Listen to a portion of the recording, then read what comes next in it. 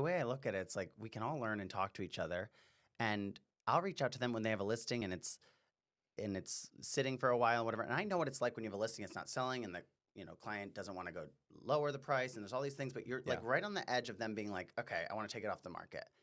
And so in my mind, I'm thinking, why don't you bring in another brokerage? Yeah. Why don't you bring in more agents Sure. to market this? If the client is so convicted that it's because of you, the agent, that their house isn't selling, which I would think a lot of the time is probably not priced right, or it's there's other extenuating circumstances. But if they're on the brink of like, my agent isn't doing enough, okay, keep that agent because there's a reason you hired them. Yep. Bring me on as well. What's wrong with that? What's wrong with a second What do opinion? you have to lose? I know. It's so crazy to me so let's flip it again. I was talking to a client that had a HVAC problem.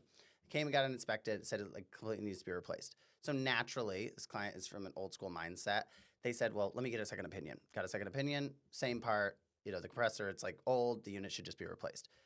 And then they got quotes. Two of those quotes were kind of far off. Like we're talking double. So like 7,000 and 16,000. And then she had talked to her friends and family, which we all do when we're making a big purchase, and they had said, well, which model is the HVAC and which model is the other HVAC? And it turned out that the more expensive company was selling like top of the line HVAC. Sure.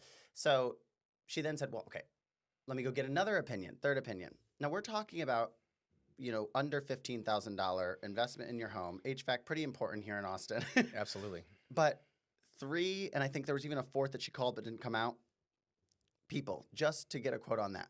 Yet when it comes to selling your house or finding your house, which we're talking is a couple $100,000 investment, we're not worried about getting other opinions or making sure that what this agent pitched and what this brokerage says they'll do is true, in fact, true.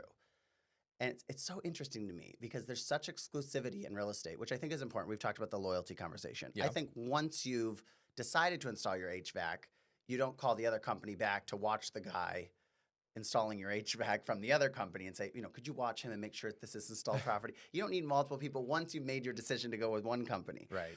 But when it comes to real estate, when you're like okay, we're going to list soon, talk to everybody.